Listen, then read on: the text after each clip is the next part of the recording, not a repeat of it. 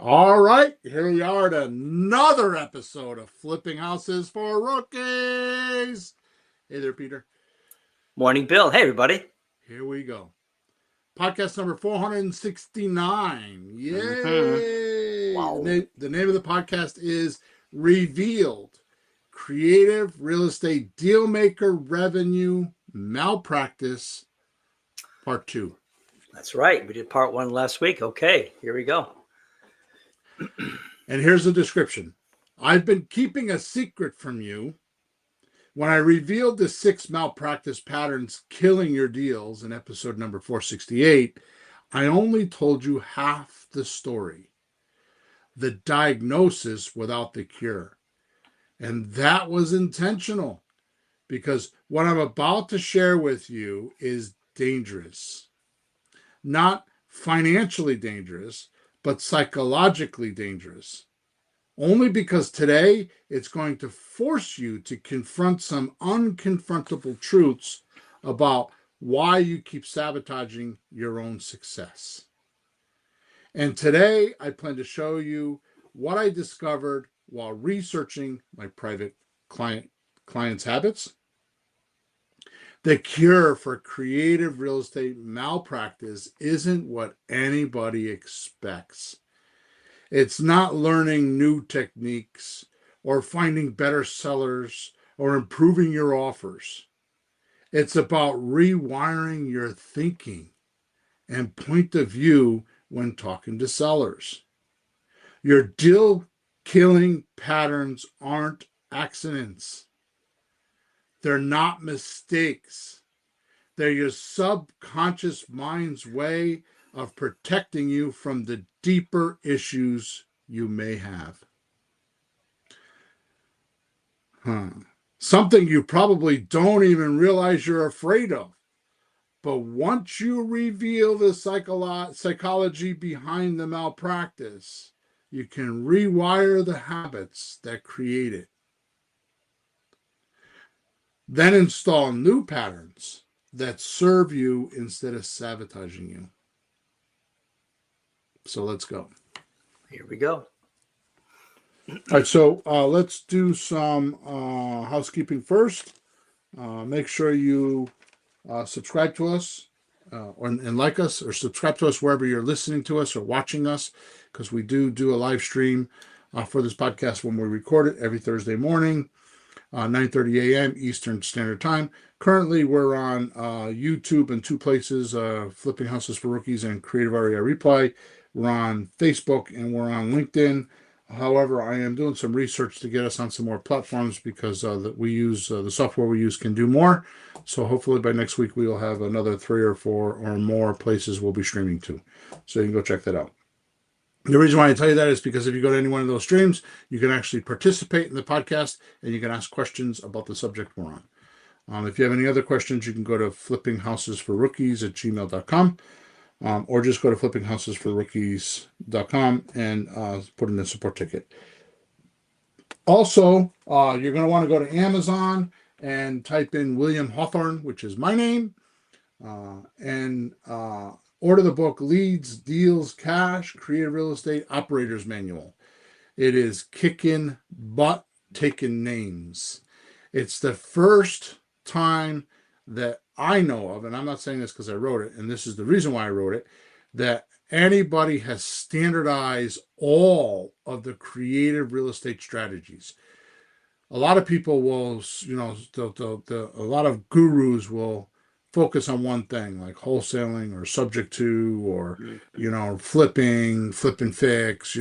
This does all of them, and it lays out a nice, easy plan for you to get started in creative real estate, even if this is the first time you ever heard those words. Okay, so head on over to Amazon.com, go type in William Hawthorne. I actually have 7 books there, but this is the newest book. And then I keep saying it, but I actually have it on my battle plan. I'm going to upload the workbook to it pretty soon too. And my coaching, the reason why I'm kind of like dragging my feet is because in my coaching, I'm going to implement this new workbook, which is a 13-week program So what will happen is once you get into coaching, you'll have a week, one lesson a week for 13 weeks that will take you from not having ever done a deal to doing several deals and having staff working for you and how to monitor them and how to actually uh, get them to produce, and you walk away from the business and go to the beach and collect the money. So it's an amazing book. I don't say that because I wrote it. I say that because I've got 30 plus years of a lot of mistakes, and I'd say probably hundreds of thousands, if not $1 million or more of education, just between the School of Hard Knocks and or my actual seminar presentations that I've been to and all that kind of stuff. So enough of that. So head on over to Amazon and pick it up, and you will not regret it. As a matter of fact, if you want to get into creative real estate, it is the thing to do. So you read it, right, Peter? I did.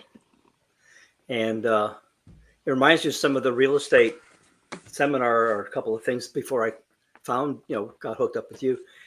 And it just left me confused because it was so much stuff. It was like a bowl full of tricks. Like, okay, what do I do? And I called you up one day and said, "Oh, just go do this." And I was on my way. Yeah. In 2 weeks, we're in a house looking at a house. Yep. So it has to be organized, has to be step by step, and not just saying that. It actually has to be, and that's what it is. Yep. Yeah. All right, cool. So let's kick off today's podcast. So first thing I'm going to do is I'm going to rattle through the 6 malpractice obvious signs that if you're doing them, then you know you have malpractice. And oh yeah, by the way, if you say that you're not doing any of these, then I want to speak to you because I want to hire you as a coach. Because everybody does these, even me, actually. Uh-huh. All right, so here we go. So I'm going to cover these solutions as we go. I have a question for you. I'm going to ask you which way you want to run the podcast right now. So would you prefer I do like malpractice 1, tell you what it is, and then do the solution? Or would you rather I go through 1 through 6, tell you what they are, and then go back and do the solution separately? One at a time would be good. I think it'd be, we'd have more time to focus on each of them. That'd be good. Okay, you got it. Okay. So malpractice number 1. Your offer isn't working. In the last episode, we identified that when your offer consistently gets rejected, you're treating systems instead of the disease. I'm sorry, you're treating symptoms instead of the disease. I don't know why I said systems, right? Oh, yeah. Let me back up. So in the last episode, we identified when your offers consistently get rejected, you're treating symptoms instead of the disease. Making offers based on what you think sellers need rather than what they actually told you.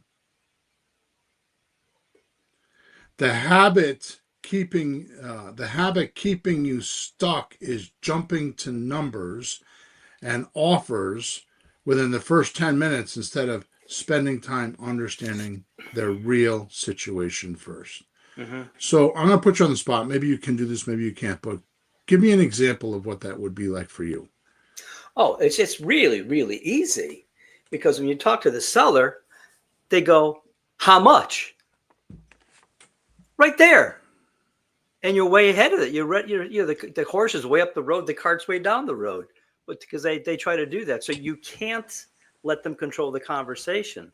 You have to say something intelligent, get some information, and keep talking until you know what you should say. But they'll do that. How much? Yeah, what's your offer? Yeah, what's your offer? I don't want to hear all this. Just tell me what your offer is. And some sellers are bad enough that they won't even get on the phone with you. They want you to text it to them. Yeah. Right. Yeah. Now, I could not be very nice sometimes, as you're aware, and because I'm a New Yorker, right? So I'm tempted that when I was doing texting, I'm tempted to text them back and say, "Oh, if you were ill, would you ask your doctor to text you back a diagnosis?" Hmm. Right? Yeah, but you had a something more polite that you used to say. I don't know if I've used it lately. It's like, gee, when you bought the house, did you buy it in a Right. text, or did you Right. really? Did you just buy it like that? Just text me a number? Or is this how you would buy a house? Yeah. All right, so let's go into the solution now. So the malpractice number one, your offer isn't working. Hmm. Okay.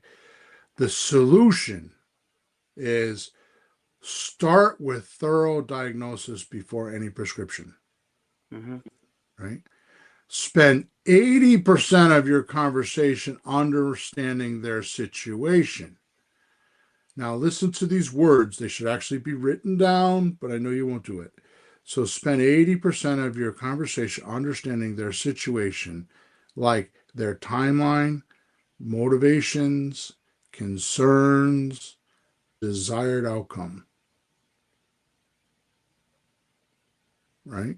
Hmm. So, technically, I was thinking the other day, because I was in New York at a convention, I was thinking the other day that, we say the way to buy a house is the 4 steps, right? Yeah. So contact a motivated seller. Number one. Number two, let them know what you do. Like I specialize in lease options or whatever it is, right? Number three, ask them what's needed and wanted. And number four, give it to them. And you could do that with my system because all 7 of the systems, you can give them an offer and still make money. Hmm. Even if they're asking full asking price and they won't bend, you could still make 5% of that deal. Yep.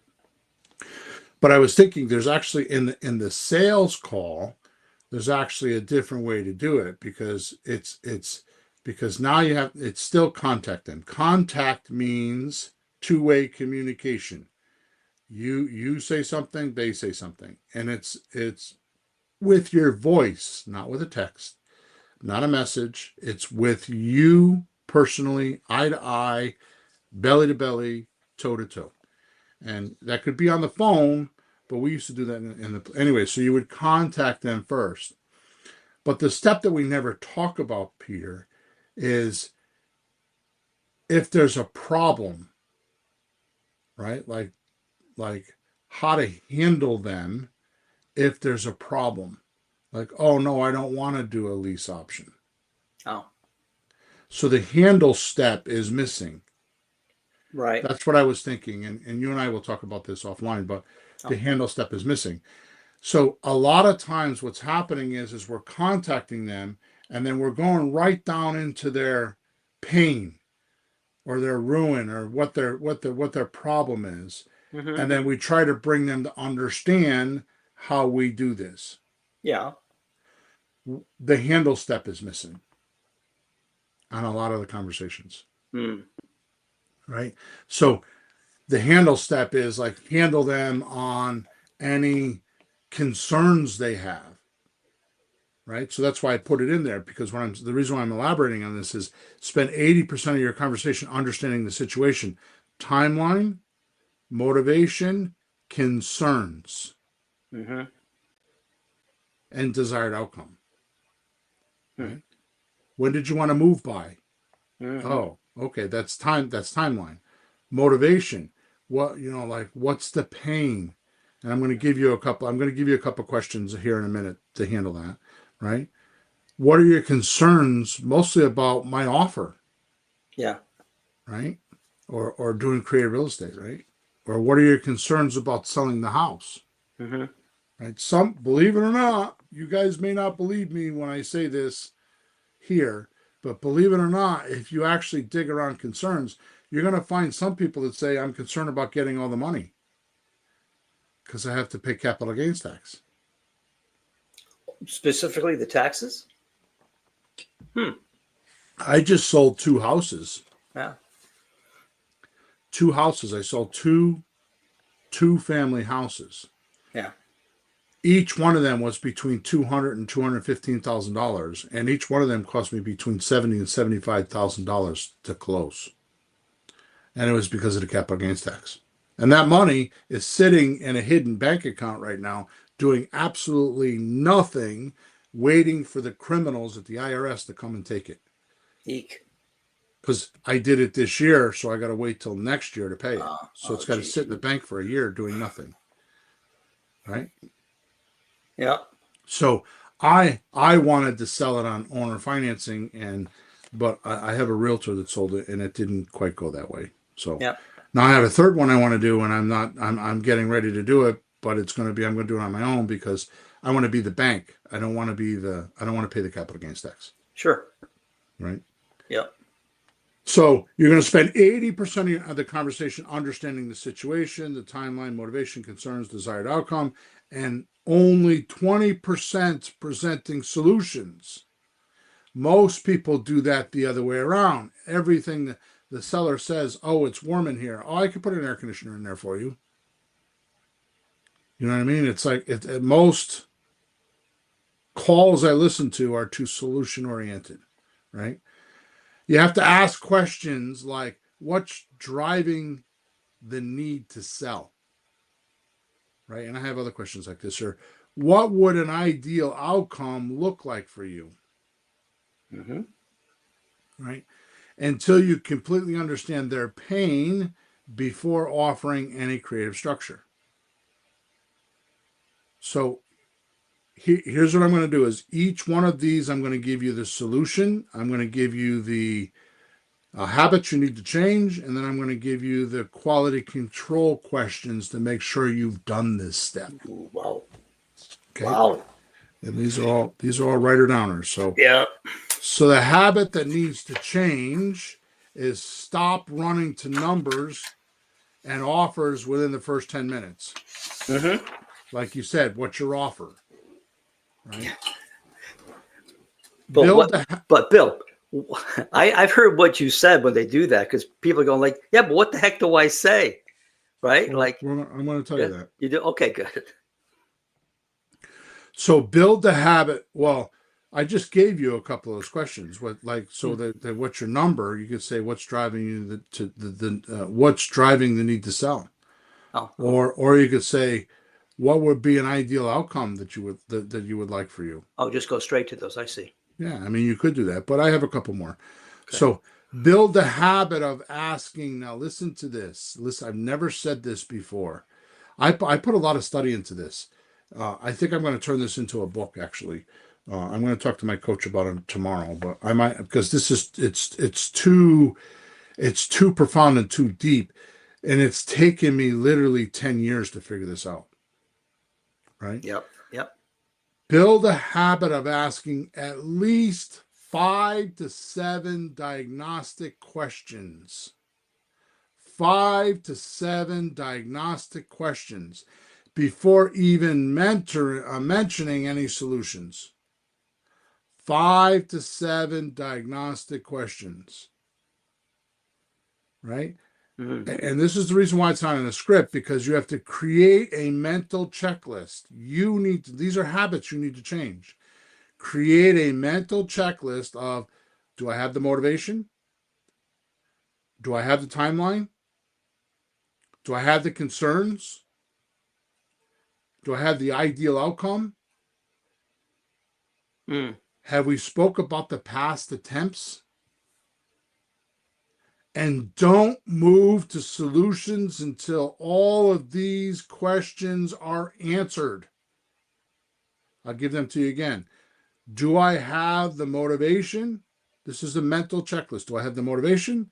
Mm-hmm. Do I have their timeline? Do I have their concerns? Do I have their ideal outcome? And do I have any past attempts? Actually, I say past attempts, but the better words are failed purposes. Yeah. Did they have a purpose to sell this house in the past and they failed? Right? Yeah. So the only way to handle somebody's failed purpose is to pour the coals on the original purpose and get them excited that it can be done. Yep. Okay. It's funny you mention that, Bill. It's funny you mention that. I had a guy yesterday trying to sell a house, and I didn't have to ask too much. He was very open. I'm looking at the house online. It's a decent house. It's on a hill that goes like 90, 45 degrees. No parking, no garage, no driveway, no lawn. And it's just a wicked stairs just to get in. He goes, I'm not sure who can even live here because you can't be old. You can't have kids. You can't. And that's what people were coming. So definitely he had failure, Right. and it was just really, and several things. And he had to sell it right away because he had loans out on it. They were coming due, so you're right on the money, just with trouble. Right. Wow. Good. So here are the quality control questions. A. So this is as you give them the offer. If they say no, you're going to ask these questions. This is going to be quality control because if you cover everything I just talked about, you should get a yes. Right? After all of that. Remember, this is malpractice. Creative real estate malpractice, right? Yep. So here's a quality control question. Does this approach address your main concern about, and it's like timing, equity, hassle, any one of those, right? Does this approach address your main concern about, like timing, equity, hassle, your concerns, ideal outcome, any one of those, right? Yeah. B, how do you think this solution would change your current situation with the property? That is a huge question we don't ask enough. I'll give it to you again. How do you think this solution would change your current situation with the property? The solution is what you just gave them, your offer. Now, I want to confuse you right now because you can change. I don't want you to write this down, but I want you could change that question to what type of offer do you think would change your current situation with the property? Sure. You're trying to find out what they think would work. Right. So like my big one, which is we're going to cover at the end, is what would have to happen for me to buy your property. Yeah. It's the same thing. Yeah. C, is this the kind of arrangement that makes sense to your circumstances? These are kick-ass questions. Say that one again. Is this the kind of arrangement that makes sense for your circumstances? Well, that makes sense because a lot of times you're going, yeah, no.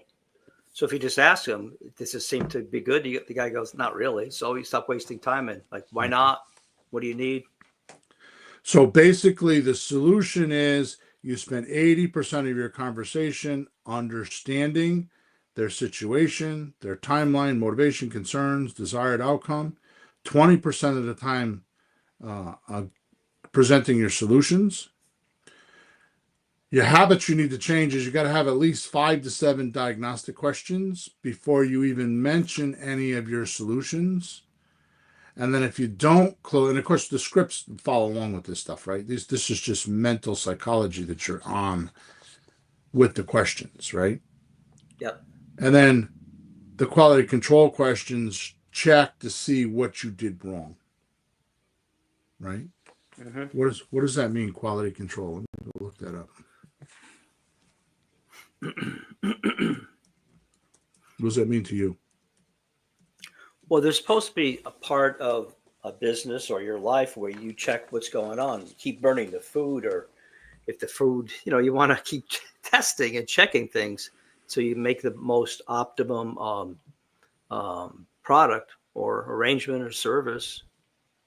Yeah. So Google says quality control, or QC, is a process that ensures products, service, or processes met specific requirements and standards, aiming to minimize defects and maximum customer satisfaction. That's a good one.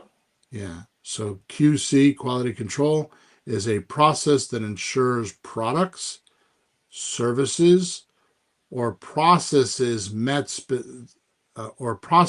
meet specific requirements and standards, aiming to minimize defects and maximum customer satisfaction. It involves various activities like inspection, testing, and process monitoring to identify and correct deviations from quality standards. Effective quality control is crucial for maintaining a positive broad image, reducing liability risk, and fostering customer loyalty. That's it. All right. So that's why we're having quality control questions, because I like the word QC. I forgot about that. Mm-hmm. So not many of us have a QC. No. And here's the big realization. What I do that I didn't even realize I do is I constantly, to me,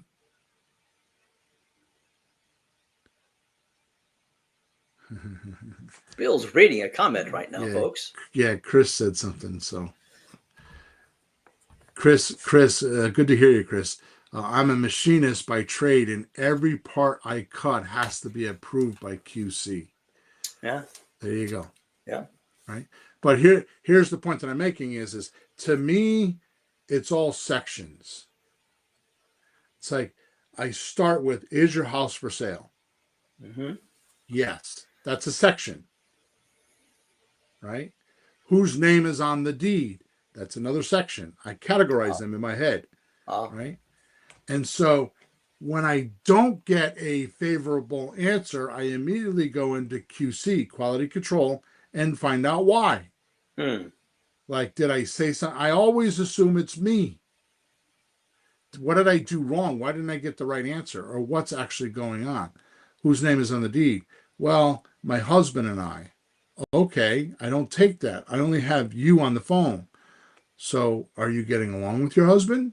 See, it's quality control. Yeah, does this make sense? Who makes the decision? Oh, my husband does. Oh, crap. Right. Or if she says she does, maybe you're okay. He's not around. So Chris says, I'm a machinist by trade, and every part I cut is approved by QC. So what I'm saying is that that's true for him. But what I'm saying is you don't have to wait till the part is completely done. In Creative Real Estate, you're going to do QC in chunks. So when you get to the end, you don't have to go back a half an hour in the conversation and handle something. You're going to do it as you go along, which is the reason why you're doing 80% of the conversation understanding. Makes sense. Right? All right, good. So, and it's very important, this is very important, that when you're talking to somebody, when they say something that's a little bit odd or a little bit strange, you have to understand them, then you need to acknowledge them, and then you need to ask the question again. And most don't do that. Mm-hmm. Right? Like, for example, is the house for sale? Or let me just put it this way. Let me think of a good answer. Well, how much do you owe on the mortgage? We don't say it that way, but just for demonstration, how much do you owe on the mortgage? Well, I don't think that's very important. Did they answer the question? Mm-mm. No, they gave me a comment. They told me what they think. Mm. So I have to understand, okay, is there a reason why you don't want to give me the mortgage amount? Because that's how I do my thing. I mean, usually I don't get that, because I usually say something like, a lot of times we do something with the financing. You have a mortgage, right? And it just automatically, yeah. Okay, how much is it? Right? And they just give it to you. But if they don't, they say, well, I don't think that's any of your concern. I would have to understand that first. Yeah. Like, why aren't they telling me that? Right? So the things that you can do, this is kind of like quality control. The things that you could do is say something like, okay, has somebody tried to give you an offer before? Or it should really be, has somebody given you a bad offer based on what you owe before? Oh. Right? Like, why wouldn't you give me that? Or the other thing is are you concerned if I find out how much that you owe, then I'm not going to give you enough money? Hmm. Once you understand it, then you can say, okay, now that makes sense why you're saying that. But here's what happens, right? So how much do you owe? Mm-hmm. And let me tell you how what I can do for you, right? So you have to understand it, acknowledge it, and then go back to asking the question. Mm-hmm. Okay. So a little bit more on that than what I was expecting to do. But let's move on to malpractice number 2. Yeah, and a lot of those points will work on the rest of them now that you've laid the groundwork. Like Mm-hmm. just what you explained how to talk to people and work out. That's going to work on the next 5. Right. You have, so malpractice number 2, you have commission breath. Okay, I forgot that one. We talked about how commission breath is that desperate energy sellers can smell the moment you start talking. You're so focused on getting the deal that you forget to focus on servicing the seller. Yeah. Your habit problem is talking fast and pushing harder when you get excited about a potential deal. That's it right there, that sentence, right? Your habit problem is talking faster and pushing harder when you get excited. When you get excited about a potential deal. Wow. When you get excited about the potential deal, you're scaring them away, right? Which makes sellers feel hunted instead of helped, Mm. right? And in past podcasts, I've talked about what is it? Oh, I forgot now. The more What? you chase them, the faster they run. That's Oh, what it yeah. is. Oh, yeah. All right, so here we go. Solution number 1. I'm sorry, malpractice number 2. You have commission breath. The solution: shift from "I need this deal" energy. It's energy. It's invisible. It's energy that you're emanating off into the world. Others feel it except you. You think you're hiding it. You think you're composing it, but it's leaking out of your pores. Shift from I need this deal" energy to "I'm here to serve" energy by genuinely focusing on their problems first. Kiyosaki said in his book, I think Rich Dad Poor Dad, or God, I got to read those books again. It's either Rich Dad or Poor Dad or Cash Flow Quadrant. Mm-hmm. If you need money, if you're having money problems, the best thing you could do is go find someone else and help them with their money problems. Mm-hmm. I actually did this. I was having money problems, and I went to the church that I go to, and I helped raise $750,000 in 3 months for our church because we bought a new church. $750,000, and at the end I realized, my money problems are starting to straighten out. Because I was coming up with solutions from others, and then sooner or later I'm like, why am I not doing that for myself? Right? So slow down your conversation pace. Ask follow-up questions to their answers. Right? So ask follow-up questions to their answers. Mm. And resist the urge to pitch solutions immediately. Resist the urge to pitch solutions immediately. Make it about their timeline, not yours. Say things like, help me understand.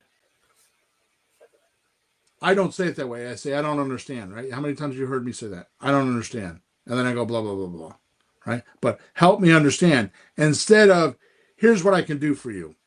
Yeah. So you should be saying, help me understand instead of, here's what I can do for you. Is this also the time when you throw the one in like, let me get this straight? Yeah. Blah, blah, blah, blah, blah. If that's what's going on, is that what your trouble is? If I help you with that? Yeah. Just to verify if you think you know what they're saying. That's me doing quality control. Before I move on, I need to know from their lips, from the mouths of babes, That's the way it is from the mouths of babies, right? And I'm going through that right now. I'm going to spend the weekend with my 7-year-old and 5-year-old grandchildren. Mm-hmm. And my 5-year-old granddaughter, she is effing brutal. Like what? Oh, she asked me a couple weeks ago, Grandpa, how come you have such a big belly? I said, because I ate too much. No. That's just Because she's just 5 years old, yeah. right? I told my friend the other day, because obviously I smoke cigars. When I'm with my grandson, I smoke. Like we're fishing or whatever, I smoke. When I'm with her, I don't even dare. Ooh. Oh yeah, she's brutal. Oh boy. Oh boy. Yeah. But the mouths of babes, right? So here's the habit you need to change. Break the habit of talking faster. Right? Actually, what I should have wrote here is break the habits of reading the script. Ah. Just know the script and know when to ask the questions, right? Because remember what I've talked about many podcasts ago, the script is not about the questions. The script is about eliciting the answers. Yeah. Right? So break the habit of talking faster when you get excited about a potential deal. Build the habit of internally slowing down your speech, taking a pause, and asking follow-up questions to their answers. Asking follow-up questions to their answers. That's the engagement. That's the trust you're building, because you're personally involved. You're being empathetic. You're putting themselves in their shoes because you want to understand. Replace urgency creating phrases like, we need to move quickly, with patient phrases like, what timeline works best for you? Mm-hmm. So the quality control questions are, you ready? Yep. You're gonna love these, Peter. These I mean, I made these questions I made for this podcast, so they're questions that haven't been tested, Oh. but they're good questions, right? Does this feel like it would take the pressure off your situation with blank? Does this feel like it would take the pressure off your situation with whatever their situation is, whatever their pain is? Right? So let me give you an example. Does this feel like it would take the pressure off your situation with your tax lien? Mm. Yep. B, here we go. What difference would it make if you didn't have to worry about blank anymore? What difference would it make if you didn't have to worry about blank anymore? I'll give you an example. What difference would it make if you didn't have to worry about the tax lien anymore? And then C, is this something that would give you peace of mind you're looking for? Right? Mm-hmm. Is this something that would give you peace of mind you're looking for? How am I doing, all right? Yeah. And you don't have to ask all of these, do you? You have to No, find they're just quality control. If you just got a yes, then you don't do any of this stuff. It's when you get a yeah. no and you're trying to figure out why. These are good guidelines. This is staying in the velvet ropes to get into the nightclub. Okay. Okay. Yeah. All right. Malpractice number 3. Your prescription is without diagnosis. This is kind of common sense. We've been talking about this. This is the most dangerous malpractice. Jumping straight to solutions without understanding the problem. Yeah. Right? Like a doctor prescribes surgery without running a test first.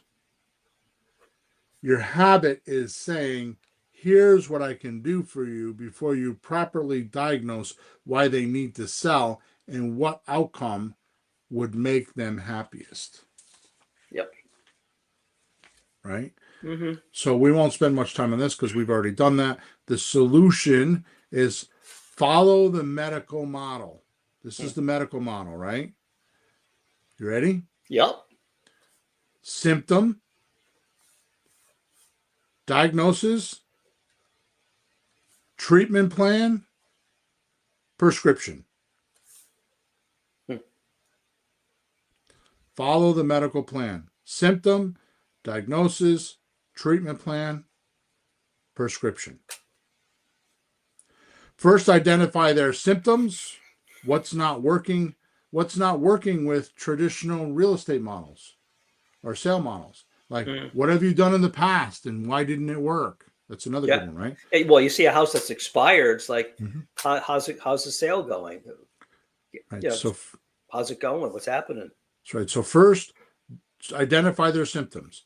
Then diagnose the root cause, why they need creative solutions.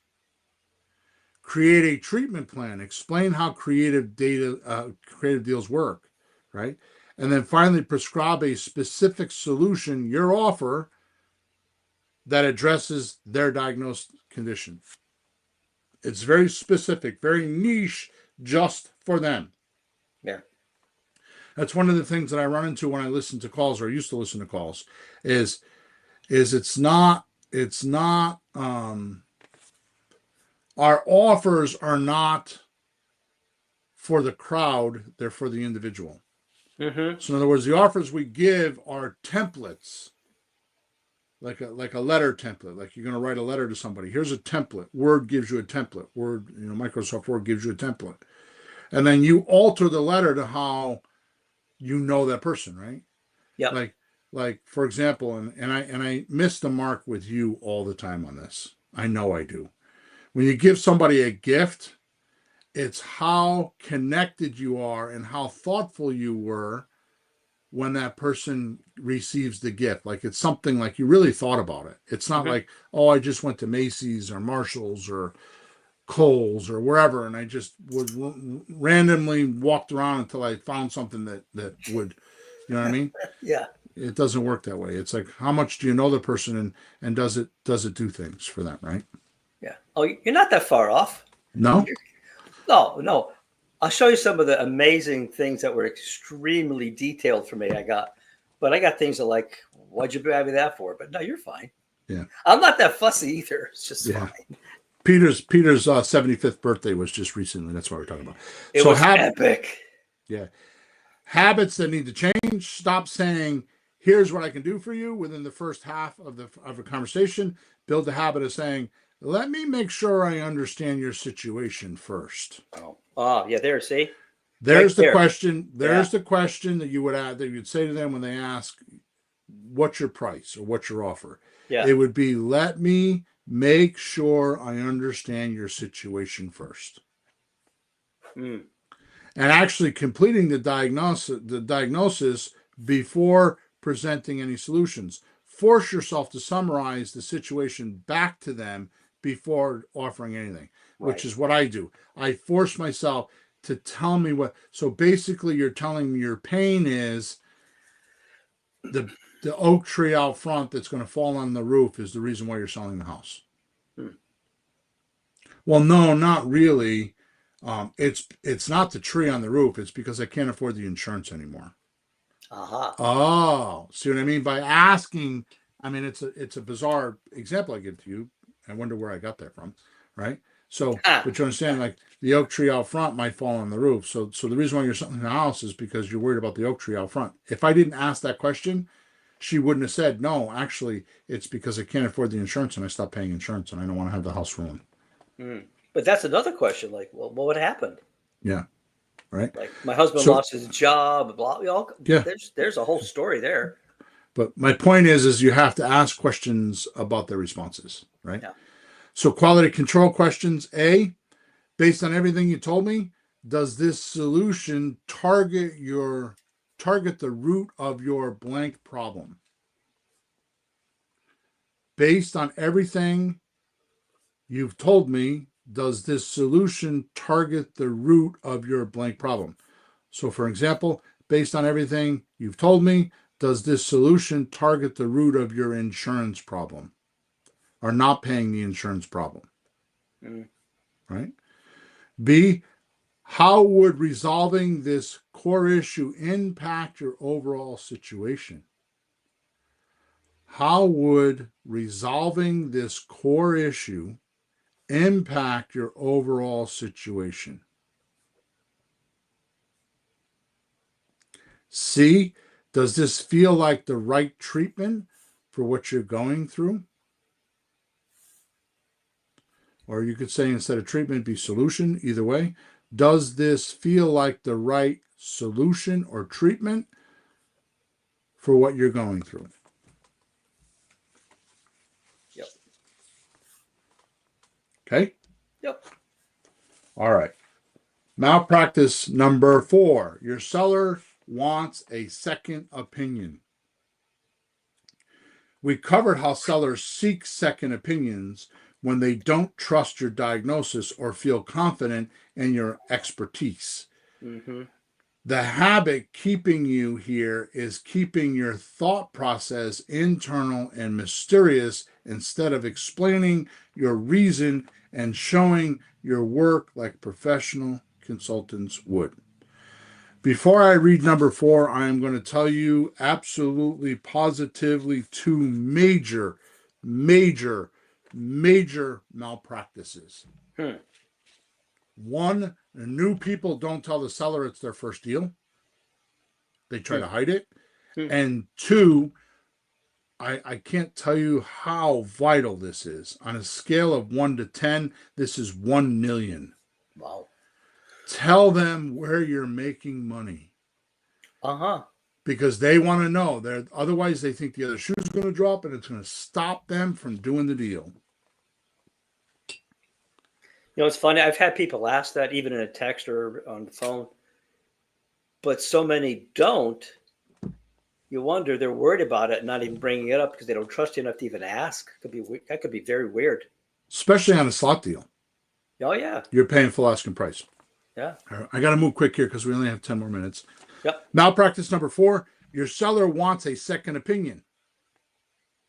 Mm-hmm. Am I doing the right one?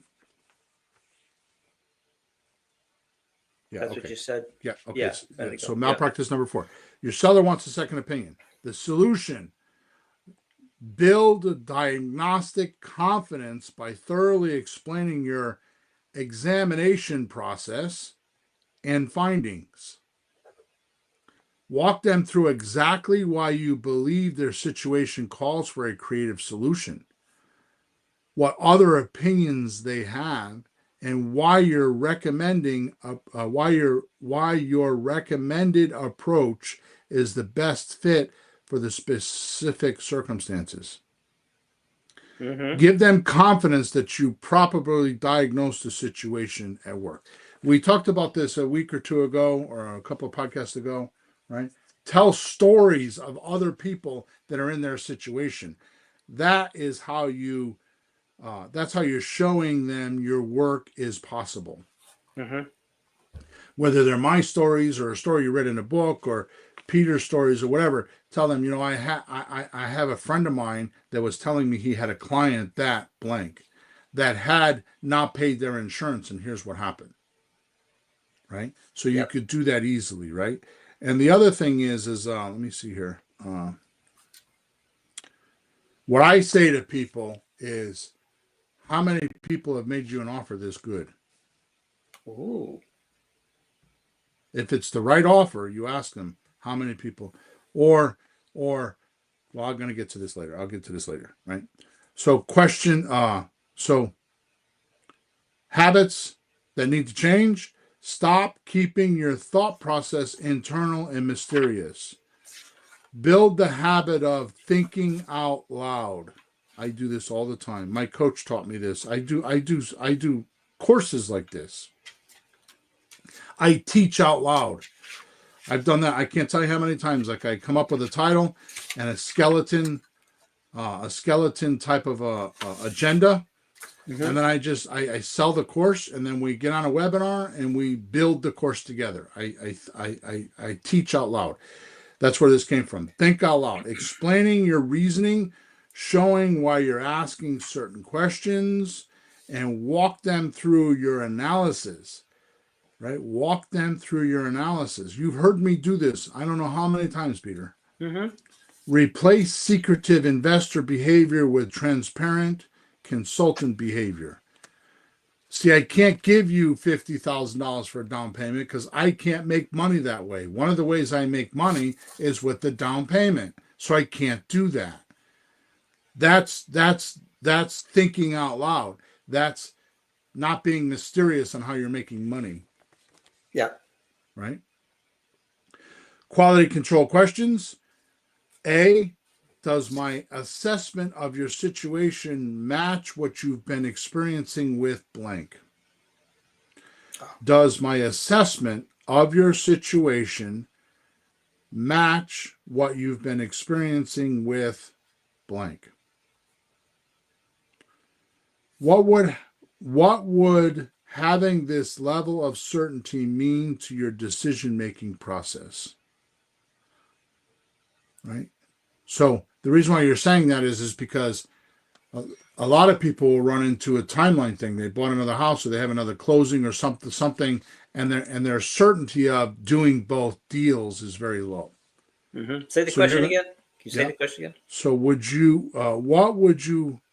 I'll give that to you again. What would having this level of certainty mean for your decision-making process? What would having this level of certainty mean for your decision-making process? And then number C, or letter C, do you feel confident that we're identifying the best path forward for you? Do you feel confident that we've identified the best path forward for you?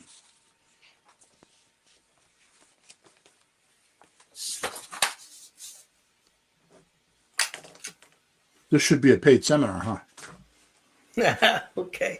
Where do I sign up? Malpractice number 5. Too much on promises, not on their pain. This malpractice happens when you're so eager to demonstrate your value to, I give that to you again. This, my mind started to float off on how I could do this on a Zoom call. This malpractice happens when you're so eager to demonstrate your value. You're trying to demonstrate your value. You're forcing your value onto them, right? That you skip understanding their emotion and practical challenges. Your habit is immediately responding to their problem with your solution instead of asking more questions to understand the depth of their pain first. Do you see the theme through all these, Peter? Yeah, it sounds like not listening. Yeah. I'll read it again. It says, your habit is immediately responding to their problems with your solutions instead of asking questions. That's it. Asking more questions to understand the depth of their pain first. That's the theme. Asking more questions to understand the depth of their pain first. That's the theme here, right? Yeah. Malpractice number 5, solution. Too much on promises, not enough on their pain. The solution. Master the 80-20 rule. 80% questions about their pain, 20% statements about their solutions. For every promise you want to make, ask 3 questions about their solution first. I'll read that again. For every promise you want to make, ask 3 questions about their solution first. Oh. I want to sell for all cash. You would ask 3 questions, right? Mm-hmm. And I'm not going to leave you hanging here, but use phrases like, tell me more about that. How is that affecting you? What concerns you most about that? Those are the 3 questions. So tell me about that. Mm-hmm. How is that affecting you? What concerns you most about that? Right? So I'm going to read it again. For every promise you want to make, ask these questions about their situation first. We're going to just say the situation is I want all cash. Yeah. Use phrases like, tell me more about that. So when they say, I want all cash, okay, good. Tell me more about that. Like, why do you want that? Right? Or how is that affecting you, wanting all cash? Is that getting you a lot of offers? Right? Or what concerns you most about that? And I can tell you right now, it's going to be closing costs. Ah. Right? Get them talking about their problems before you start talking about your solutions. That right there, that sentence right there can change you from a deal maker loser to a deal maker superstar on stage telling other people what to do. Mhm. That right there is worth the entire podcast. Get them talking about their problems before you start talking about your solutions. Get them to talk about their problems before you start talking about your solutions. Your habits that need to change: break the habit of immediately responding to their problems with your solutions. Build the habit of responding to their problems with more questions about the problems. When they say, I need to sell fast or I need all cash, I'm giving you two questions. I need to sell fast, or they say, I need all cash. Resist saying, I can help you with that, instead of asking, what's driving that timeline for you? Hmm. Or what's driving the fact that you need cash? Yeah. Find out why. If they say I need a cash offer, well, what's driving you to have all cash? Mm-hmm. And you're gonna get them to talk about their problems before talking about their solutions. You know, it's funny. It could be the same solutions that we thought of in the beginning of the conversation, like Mm-hmm. 5, 10 minutes ago. That's not the point. If they don't think you understand what they're going through and Yep. how that solution actually helps them with it, what good is the solution if they don't see how it is their solution? Right. That's funny. So I only say this because it's been hyperbole with my grandkids, but you can say my granddaughter's name is Molly. Molly, don't do that. Why are you doing that? Right. And she'll just keep doing that. Yep. Instead of, Molly, if you do that, it will blank. Yep. And she'll be like, it will? Right? Something I learned a long time ago with my kids is, my daughter will come home and say, Dad, I'm going to be a drug addict. Okay. She never said this. I'm just giving No. you, I'm being, Yeah.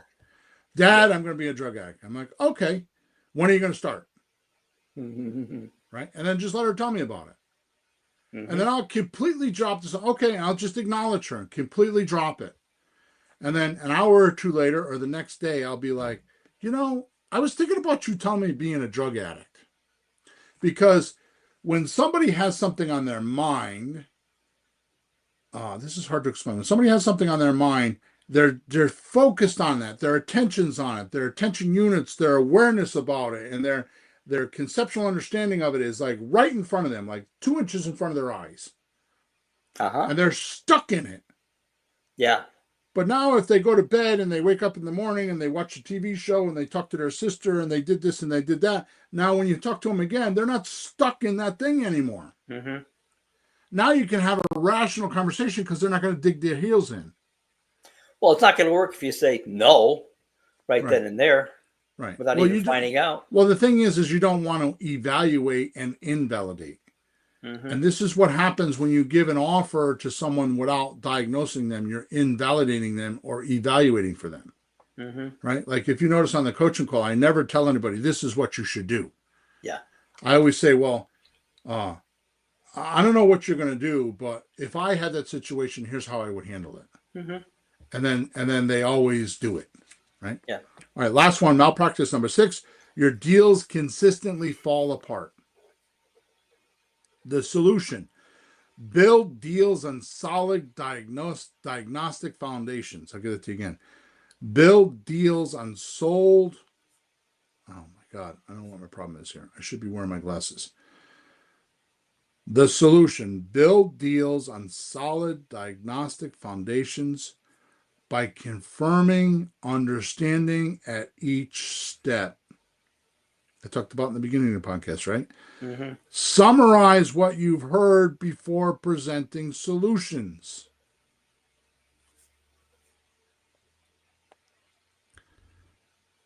And it goes like this. let me make sure I understand. You need to sell by X date because of Y situation, and your biggest concern is Z. Is that correct? I'll give that to you again. Let me make sure I understand. You need to sell by X date because of Y situation, and your biggest concern is Z. Is that correct? Now, Peter, if you didn't hear anything I said in this entire podcast, just the last 5 minutes, two things that will massively change your ability to make deals is, first one is get them talking about their problems before you start talking about your solutions. And once they start telling you your problems, to make sure you fully understood it or duplicated it, you want to say, let me make sure I understand. You need to sell by X date because of Y situation, and your biggest concern is Z. Is that correct? Get explicit agreement on the problem before proposing the solution. This prevents last-minute cold feet because the deal is built on mutual understanding. This is for you, Peter. This one is for you. Because you've said to me 1,000 times, I don't know what I'm doing wrong. I get to the point where I got to close them. I'm signing the document and I can't get it done. This one is for you. Yep. Habits that need to change. Stop assuming they understand and agree with your assessment of their situation. Habits that need to change. Stop assuming they understand and agree with your assessment of the situation. There's no quality control there. You're not saying, let me make sure I understand. You need to sell by X date because of Y situation, and your biggest concern is Z. Is that correct? Build a habit of explicitly confirming understanding before moving forward.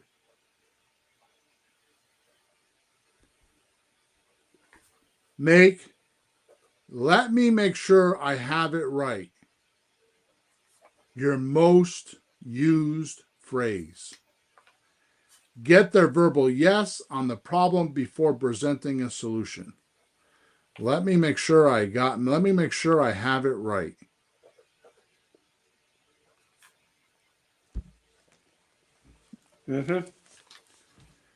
Key quality control questions are: A, does this structure address all the key requirements we identified together? That's again. A, does this structure address all the key requirements we identified together?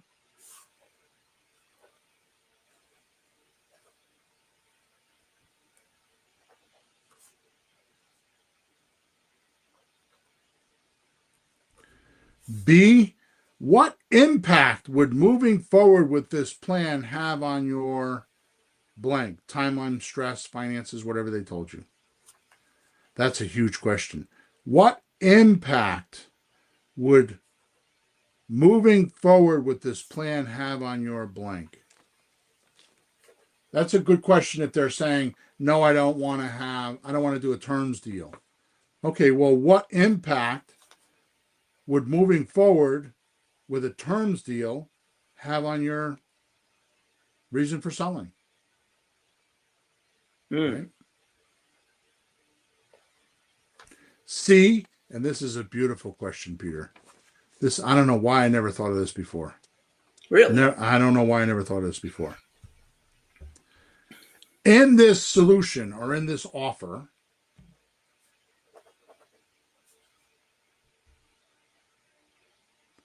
do you feel like let me just read the question. In this solution, you can see yourself feeling good about 6 months from now.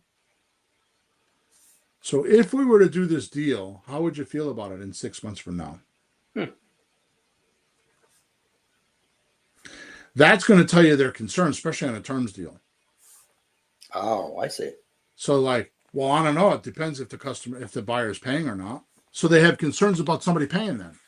Or I don't know if you can find a buyer or not. I've been trying to sell the house for a year. I don't know. In 6 months from now, you might tell me I can't sell the house. It's reverse psychology, right? So, in this solution, you can, I'm sorry. Is this the solution you can see yourself feeling good about in 6 months from now? Mm-hmm. Or just, if we do this, how do you think you would feel in 6 months from now? Killer question. All right, so to end off here, the pattern that you need to recognize in the last 2 hours, you've had 2 hours of training that I kid you not, I'm not, you tell me, you're in the chat, you know what I'm talking about. There is absolutely, positively no question that I could do a seminar on these things and charge anywhere from $100 to $1,000 because I can elaborate on every one of these. We could do a 2-day seminar on these in a hotel or on a cruise ship, and you would get amazing results. Because one of the things that I would love to do is be in a room with students and have them drill one another, do turnabouts, get partners, and actually do these drills, like these malpractice, like go through them and actually have you feel them instead of me just talking to you, right? Actually have realizations of when you've done that, right? And have another person that's in the room catch you in the act that you don't even know you're doing. Uh-huh. Right? Sure. Yeah. So the pattern here of these 2 hours of training, because this is for my coaching clients. I will make sure my coaching clients go listen to this. And my creative REI replay clients, it will be inside of the portal. I will take the recordings and put it inside the portal so they can listen to these. The pattern that I want you to get is each habit changes focus on slowing down the process, asking more questions, and confirming understanding. Essentially, training yourself to be a consultant rather than a salesperson. So to summarize, 2 hours worth of training that I've just given to you, which podcasts aren't supposed to do that. And a podcast, we're supposed to tell you what to do, and then you're supposed to go buy my course so I can show you how to do it. That's what podcasts do. That's what all podcasters do. That's the reason why they do it, right? Yep. I have to sneeze. Hang on 1 second. Oh my goodness, where'd that come from? Excuse me. I didn't do that. We don't have commercials. I'm fully funded by myself. I don't need to raise money. I don't need to ask for sponsors. I don't need to do that. And I've done that for 469 podcasts. Fortunately, you're a good man and you volunteer your time to be here because you get paid nothing to do this, right? And it takes me four to 6 hours a week to put this podcast together. This is me on the top of the mountain giving back. So I'm only saying that because I don't want you to think because this information was free, you should take it lightly. Yeah. These things I'm telling you seem simple, but they're not easy to do. Right? And I will tomorrow be talking to my consultant. I do every Friday morning for about 3 hours. Not my consultant, your coach? Yeah, my coach. Mentor. Yeah, my mentor. And he's been my mentor for 10 years. He's been amazing. Wow. We'll be talking about whether I'm going to turn this into a book, because I think out of 30 years, I think this is the best I've articulated it. Because really, if you think about it, this book can be called How to Negotiate Creative Real Estate Deals. Yeah. Because this is all about negotiating. Yep. But negotiation is a dirty word. So that's why I went with malpractice, right? So The point is this, is if you are listening to me right now, you should go back to podcast number 468? Yeah, 468, and you should listen to it again. And then you should listen to 469, this podcast. You should have paper and pencil in front of you. You should study this like you're in the academy, in the university, university academy, right?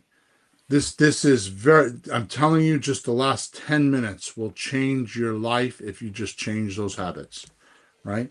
Because if you become, and this is what makes me different than most others, is my pattern, right? Each habit change focuses on slowing down the process, asking more questions, and confirming understanding. That is so huge. Essentially training yourself to be a consultant rather than a salesperson. And if you could do that, things will change for you. All right. So we're at the end of the show. Thank you for your attention. Thank you for listening. Thank you for just being here. And make sure you tell others about our show so we can get more sponsorship or more people listening. Not because I don't make any money here. It's mostly for you. It's a. You're welcome, Chris. Chris says, "Thanks, Bill and Pete." This is our way of trying to standardize the industry. Yeah. Right? Because there's so much out there. There's so many. It's a labyrinth, of lefts and rights and turns and where do you go. Definitely my book, Leads, Deals, Cash, Creative Real Estate Operators Manual, will totally, it's going to be the Bible. This is, to me, and I'm not saying this because I wrote it, because I'm already done with it. I've already did my work. This is like Think and Grow Rich. It's timeless. It's evergreen. It is the process that every person goes through when they get in this industry. They just don't know it yet. They don't know. And the reason why I know is because I coach, and I'm coming at it not from step one, but I'm reverse engineering what they do. And it's in that book. It's the blueprint. It's the actual blueprint on how you could become a multi-millionaire in creative real estate. Okay? So make sure you subscribe to us. Make sure you like us. Make sure you leave a comment. And make sure you head over to Amazon.com. Put in my name, William Hawthorne, without an E, Hawthorn, and grab the book. And that's it, Peter. Flourish and prosper. We're over and out. Enjoy your week.